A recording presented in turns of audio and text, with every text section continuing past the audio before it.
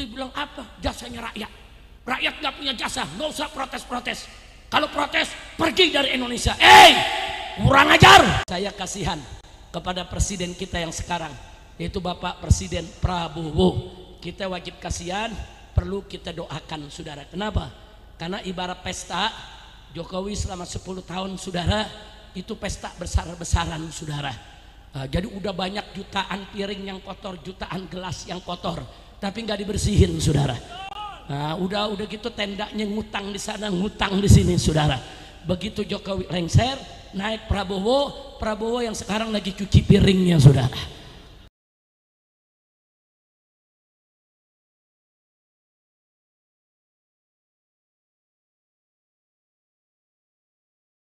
Maka itu sini, coba Habib Muhammad bin Hadi rame-rame. Tadi Kiai Jurgis udah membawakan aksi bela Islam bersama kita, betul? Nah, cuman tadi saya lihat kurang semangat. Yang di bawah semangat, kiainya semangat, yang di bawah bengong. Jangan. Ini hari saya minta semua ikut membawakan. Setuju tidak? Setuju tidak? Nah, nanti insya Allah Habib Muhammad bin Hadi bersama grup tim hadrahnya membawakan aksi bela Islam. Sabar, tunggu dulu, sabar. Yang berikutnya, saudara, sebelum kita membawakan aksi bela Islam, saya mau kasih kabar gembira dulu. Mau kabar gembira? Betul? Ini ada kabar gembira nih di Indonesia. Setan lagi berantem. Alhamdulillah, bersyukur kepada Allah. Alhamdulillah.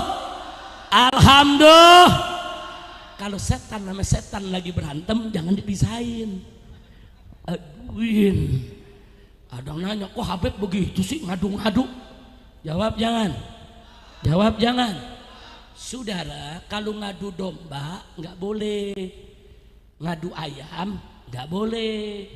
Ngadu manusia apalagi. Kalau ngadu setan. Di sini banyak ulama nih. Jawab lagi lah sendiri. Ayo saya mau tanya, adu domba boleh gak? Jawab semua yang kompak. Adu domba halal atau haram? Adu manusia, adu setan.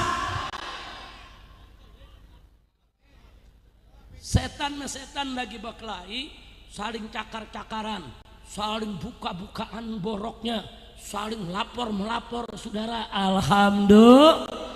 Ada yang nanya saya, Habib Rizik, ini Indonesia lagi banyak demo, lagi ribut, kok Habib tenang-tenang aja? Apa Habib nggak turun lagi kayak aksi 212? Saya ditanya begitu, jawab jangan. Saya bilang tunggu dulu, belum waktunya. Ini setan sama setan lagi berantem, gelar tikar, pakai kopi, makan jagung, nonton, betul, betul. Setan sama setan lagi berkelahi, tenang aja. Ntar kalau setan sama setan berkelahi, setan yang satu kalah, setan yang satu capek, baru kita jorokin yang capek. Setuju gak? Siap lawan setan. Siap perang lawan setan. Takbir. Tuh, ini anak muda nanya, Habib setannya siapa? Lu jangan nanya dong. Dia nanya setannya siapa? Kalau saya jawab, pulang dari sini ditangkap lagi. Masya Allah, udah paham belum setannya? Udah paham belum? Paham? Ya udah saudara, jangan nanya lagi. Udah kita sama tahu saudara, emang ini negeri saudara lagi menyedihkan. Bagaimana tidak saudara? Dulu zaman Pak Harto dengan segala kekurangannya, pejabat-pejabatnya itu tingkat-tingkat menteri bicaranya rapi, duduknya rapi, tidak angkat kaki. Kalau ada pertanyaan saudara, jawabnya sopan. Kalau sekarang enggak, lihat menteri-menteri jawabnya cara pejabat. Ibu-ibu teriak saudara, harga telur mahal. Menteri jawab, biar aja ayam sendiri. Ibu-ibu teriak lagi saudara, cabai mahal. Pejabat jawab, ya tanam cabai sendiri. Ini bukan jawaban pejabat. Betul, betul, betul. Ada lagi saudara, bapak-bapak juga teriak, listrik mahal. Apa dia bilang? Ya jangan pasang listrik. BBM mahal, ya jangan punya motor. Ini menteri macam apa jawab begini? Ada lagi yang lebih kurang ajar saudara. Rakyat, saudara, nih rakyat nih protes. Apa dia bilang? Rakyat jangan protes. Kau punya jasa apa dengan negara? Nggak usah protes, pergi kau dari Indonesia. Kacau tidak? Kacau tidak? Saya mau tanya, zaman Pak Harto nih Kiai dulu yang ngalamin, ada gak pejabat jawab begitu Pak Kiai? Nggak ada. Jawabnya sopan. Udah gitu bilang apa? Jasanya rakyat. Rakyat gak punya jasa, nggak usah protes. Kalau protes, pergi dari Indonesia. Kurang ajar. Siapa bilang rakyat tidak punya jasa?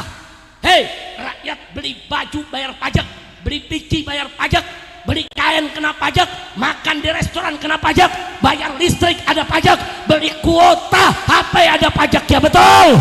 Saya mau tanya, rakyat bayar pajak tidak? Bayar pajak tidak? Rakyat bayar pajak kepada negara, berarti rakyat berjasa kepada negara, betul? Takbir. Enak ngomong rakyat gak berjasa, pala lu bumingan. Enak ngomongnya tuh pejabat, udah gitu pakai ngusir. Tunggu dulu, rakyat nih semuanya bayar pajak, saudara. Apa yang gak dipajakin? Kain sorban dipajakin, handuk dipajakin. Kita belanja di minimarket semua udah kena pajak, saudara. Nggak ada yang nggak kena pajak. Bahkan catat baik-baik, 82,4% pendapatan Indonesia saat ini dari pajak. Tambang kita kemana? Emas kita kemana? Logam kita kemana? Nikel kita kemana? Kemana semua tersebut? 82% pendapatan Indonesia saat ini dari pajak yang kau cekek dari rakyat. Giliran rakyat ngomong, nggak usah protes, nggak ada jasanya, keluar aja dari Indonesia. Lu yang keluar, betul? Takbir. Ini yang ngomong begini nih menterinya, saudara, punya 16 perusahaan. Periksa itu 16 perusahaannya, apa sudah bayar pajak? Jangan nyalain rakyat, dibilang nggak boleh protes, nggak boleh itu rakyat bicara, kurang ajar. Ini negara yang berdaulat rakyat, rakyat yang bayar pajak, dan rakyat berhak untuk menyampaikan suaranya, betul? Takbir. Nah, makanya saya mau tanya, jadi sekarang ini kacau tidak? Kacau tidak? Kacau, saudara. Kacau. Rakyat di mana-mana teriak, adili Jokowi, adili Jokowi. Presidennya, hidup Jokowi. Kacau dah.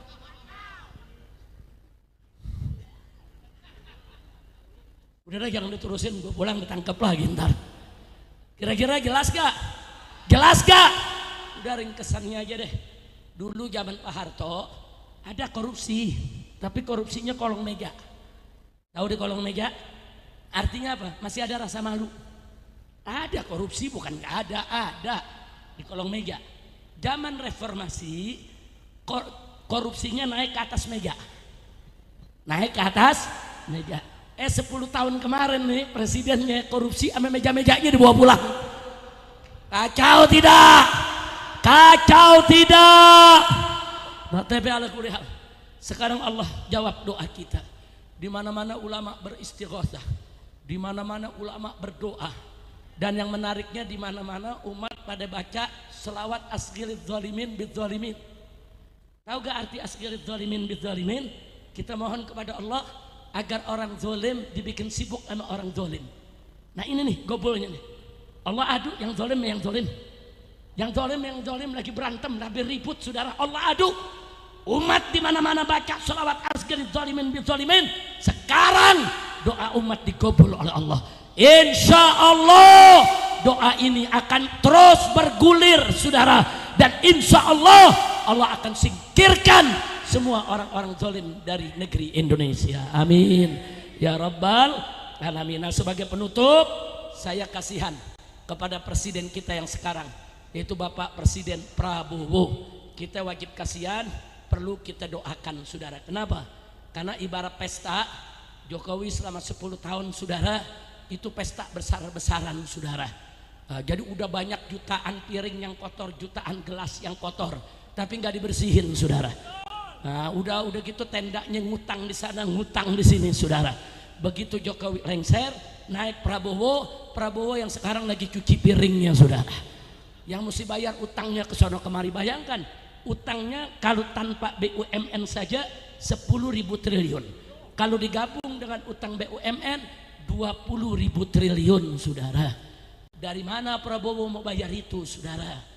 Maka itu saya sudah sarankan ke Bapak Prabowo, kalau Anda mau ditolong Allah, kalau Anda mau didukung habaib dan ulama, caranya gampang. Jokowi dan kroni-kroninya semua berhentikan, adili, tangkap, suruh mereka bertanggung jawab saudara. Takbir, angkat tangan semua, takbir, takbir. Presiden Prabowo nggak usah takut kepada mereka, betul? Kalau Presiden Prabowo perang lawan koruptor, memerangi semua koruptor, habaib, kiai, umat, semua akan berada di belakang Prabowo, betul? Bahkan bukan hanya di belakang Prabowo, di depan beliau, kanan kirinya kita akan bela. Kalau Prabowo serius mau perang lawan semua koruptor saudara.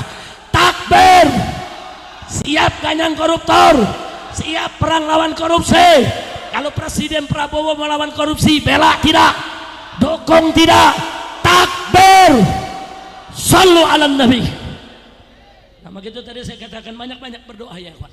Biar yang zalim Allah singkirkan dengan yang zalim, biar Allah bersihkan kabinet pemerintahan ini, biar Bapak Presiden kita dapat taufik dan hidayah untuk menjadi pemimpin yang baik. Amin ya rabbal alamin. Silakan Habib Muhammad bin Hadi Tegaddam.